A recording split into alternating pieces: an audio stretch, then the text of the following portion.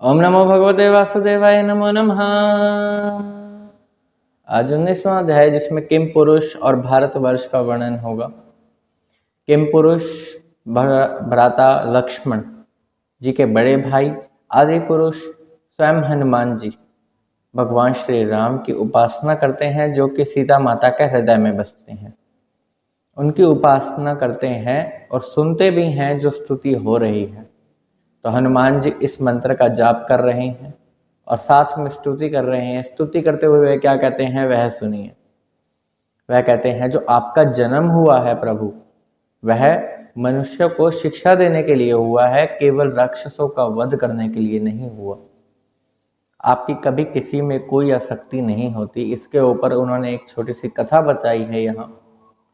वह कहते हैं कि एक बार लक्ष्मण जी को उन्होंने पहरे पर भेजा कि उन्होंने एक देवदूत से बात करनी थी, और उन्होंने लक्ष्मण जी को कहकर भेजा कि यदि कोई अंदर आ गया तो आज उसका वध होकर रहेगा, आज उसकी मृत्यु मेरे हाथों होगी।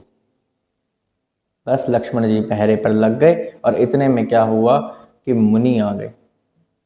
अब वो जो मुनि थे, दुर्वासा मुनि थे, वह आकर कहते कि लक्ष्मण तुम अंदर जाओ और संदेश पहुंचा के आओ कि मैं आया हूँ। अब वहाँ तो वह मुनि की आज्ञा का उल्लंघन नहीं कर सकते और श्री राम की आज्ञा का भी पालन करना जरूरी है।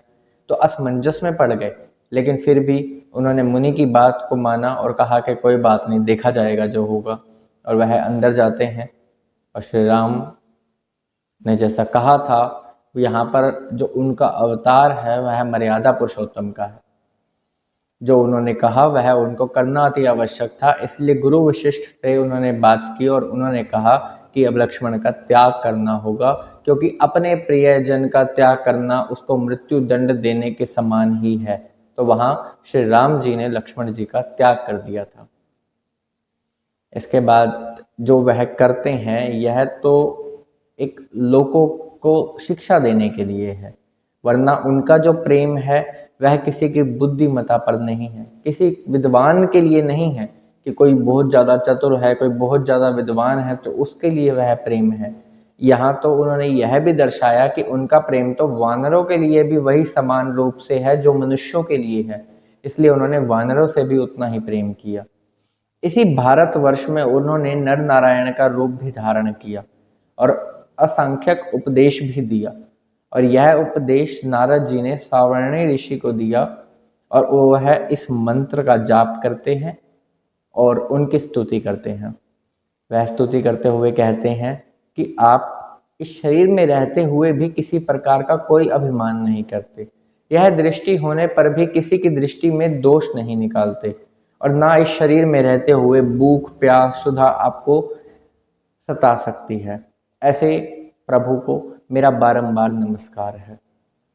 जो मनुष्य यह बात जान ले कि भक्ति भाव से इस शरीर को ही अंत समय में त्याग देना चाहिए, वही असली विद्वान है और सच्चा ज्ञानी है। लेकिन बेशक कोई विद्वान ही क्यों ना हो, उसे बड़ा ही ज्ञान हो, लेकिन अगर उसे इस शरीर से आसक्ति है कि वह पुत्र में, धन में, स्त्री में, वह चाहता है कि मैं इस शरीर का त्याग ना करूं, तो उसका ज्ञान सारा का सारा श्रम है, केवल मेहनत है, उसका कोई फल नहीं है। क्योंकि यह शरीर निंदनीय बताया गया है, तो इसको त्याग देना अंत समय में जब उम्र लिखी हो, भगवान की भक्ति करने से। और भगवान की भक्ति भी ऐसे नहीं, भगवत संग से ही प्राप्त होती है। यह जो भारतवर्ष है, यहाँ पर अनेकों प्रकार की नदियां हैं, अनेकों प्रकार के पर्वत हैं, सैकड़ों हजारों हैं। इन नदियों में स्नान करने से मनुष्य पवित्र होता है। कुछ नदियां तो इतनी पवित्र बताई गई हैं जिनसे पाप भी धुल जाते हैं, जैसे गंगा, जमुना आदि।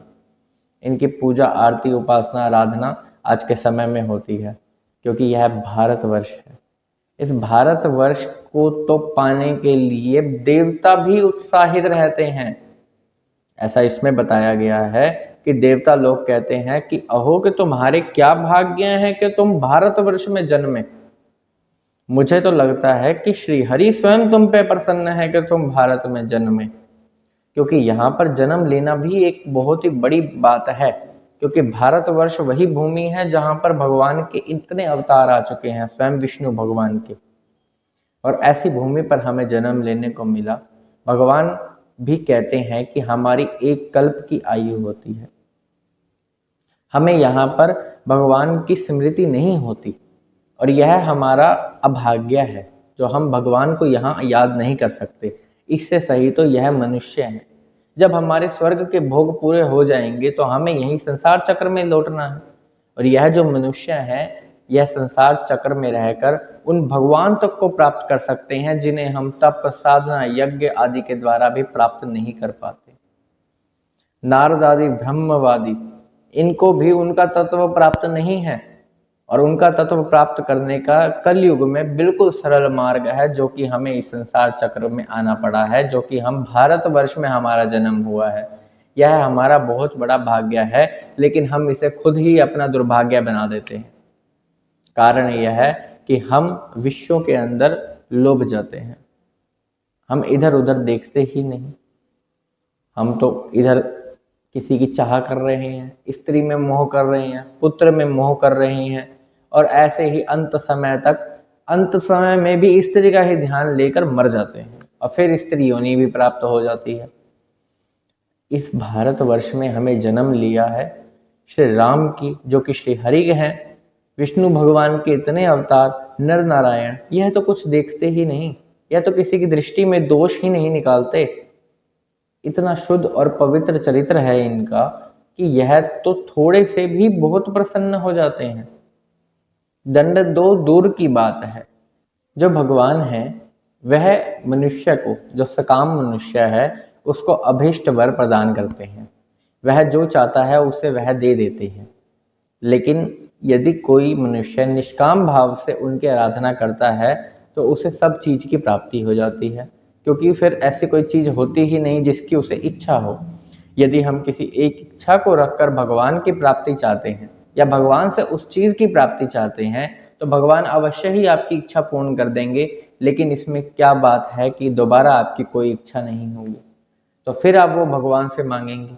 इससे अच्छा यही है कि भगवान से कुछ न मांगकर उनकी आरती और पूजा करो, उनका ध्यान करो, स्मरण करो, माला जप करो, गीता महोत्सव में जाओ, समारोह में जाओ जहाँ पर यज्ञ पुरुष की आराधना होती है बड़े ही धूमधाम से।